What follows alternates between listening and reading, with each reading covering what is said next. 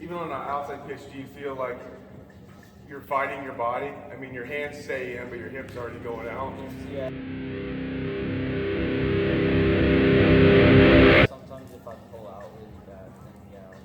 Do you feel like that tends to be chronic? Because you're always that early?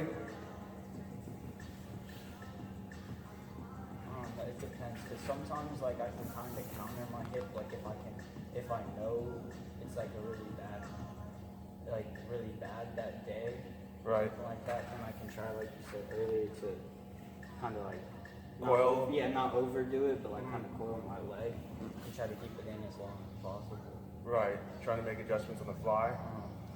Okay, I mean, here's the thing: is it also? There's two things with it. I think part of it is well, actually three things maybe, but mindset, which also can deal with mechanics as well, because mindset can also start to influence mechanics, obviously, right? So mechanics is flying out. Mindset, are we making sure we're going left center? The other thing I would ask is, are you reading the ball well in tracking in terms of starting to understand inside, outside? Or are you just like, hey, I'm swinging at this time every time? I feel like I can track it pretty well. It's just sometimes, like I said last time, I guess I'm a little anxious on Okay, it. yeah. So that's where that mindset comes in, the approach with it. Yeah. But those are the good things to always like recognize yourself. But I just want to make sure that you're recognizing where the pitch is. That way we know how to adjust and let it travel a little further on the outside. So if that's not the problem, then obviously learning how to relax ourselves at the plate is going to be huge. So what do you do to relax yourself? You know, when you're on deck or even in the hole, like getting ready to come up. Well, I always, before the game, I envision getting a lot of hits. It's a good mindset to have. And then after the game, So like, but when you're like going through your visualizations, what are you visualizing? center, after Left center? Left center now. Like visualize seeing it deep, left center. Seeing it deep, left center. Like every little thing, visualize it and going through it, right? And the night before, you visualize hitting a Yeah. home run, but it doesn't happen. Visualize it and home run. All right, so like, yeah, doing the night before, but like, is there anything like, again, you know, breathing patterns, deep breaths, you know, try to keep our heart rate down, relaxing. I think the other thing is just getting to focusing on what you're wanting to accomplish. I mean, usually in the on deck circle, I've already taken all my cuts already, and I'm pretty loose, so I'm just focusing on staying loose. And so I'll just do everything with my The on deck circle should also be at some low timing, right?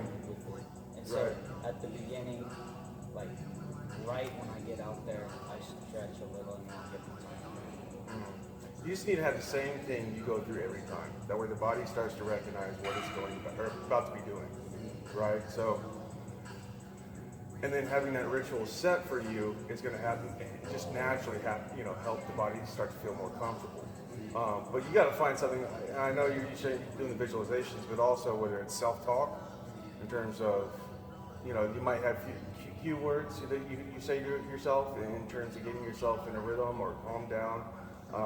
But also the game plan, exactly what you're trying to do. Like, I'm looking first pitch fastball, right? This guy's going to lay this first pitch down the pipe. I know that. I usually I swing at first pitches usually. That's fine. I'm just saying, like, you know what you're going up there attacking, right? Okay, so again, if you got a guy that keeps on busting you inside, right? You're just starting to have your approach. You should learn from each at bat in terms of what's happened. So what pitch am I going to attack? If this guy, after every first strike, he throws a curveball, right? He's got a tendency to leave him up too, because he's trying to make sure he gets for that second strike with a curveball, right? But if after every first fastball, it's a curveball. Yeah, you start looking at tendencies. Yeah. So all those things. And again, I'd say the best way to hit a curveball is a fastball, but let's say this guy's throwing 95 and he's got a loopy curve. Right? Again, now if he throws the first fastball down the pipe, let's go for the pitch that has less movement. But again, looking at tendencies, I know what I can sit on. If I miss that first fastball, this guy has a tendency to throw a curve here. His job is to fool you, Yeah. right? But again, a tendency is something that's been done consistently. So then I think that's part of having a game plan. It's gonna start to help you kind of plan out what you want to do and calm yourself down at the plate. It's reassuring for you, right? Rather than going up there, let's just see what we can do, you know, right? So then at that point, it's okay. Here we go. I know what I want. I know what I want. 00. I know what I want. 01. I know what I want. 11. At that point, again, and that's where like for a catcher's mindset too, right? Are y'all doing pitching charts at all? We don't do pitching. We do pitching charts like for the guys who don't pitch, yeah. But like they don't. You talking about like the pitchers writing down? Right. They'll do fastball. 01 strike. I don't think the guys on the bench know it. I think they just like the ball. Oh, okay. What, And what count? Yeah. Okay, they don't write actually what pitch. So, in hitters charts, we do the same kinds of things, right? So, like in college, like freshman year, that was one of the big things. Like it was new to me. Like after every at bat, we'd come down and write down what happened. So, then you should start to be able to see a tendency. First at bat, second at bat. So again, the pitcher's supposed to change, but you'd be amazed how many pitchers don't change. The thing that, like, here's where the thing is. Some hitters do better with that, and then some hitters, I'm like, It just gets it gets in my head too much, because I'm like, well, if I was going to do this, by the third at bat, I would change. So I don't trust it, right? And then they do the same thing again. But then I'm off because I'm thinking they're going to change. Because being a smart pitcher, you would think that they're going to change by then.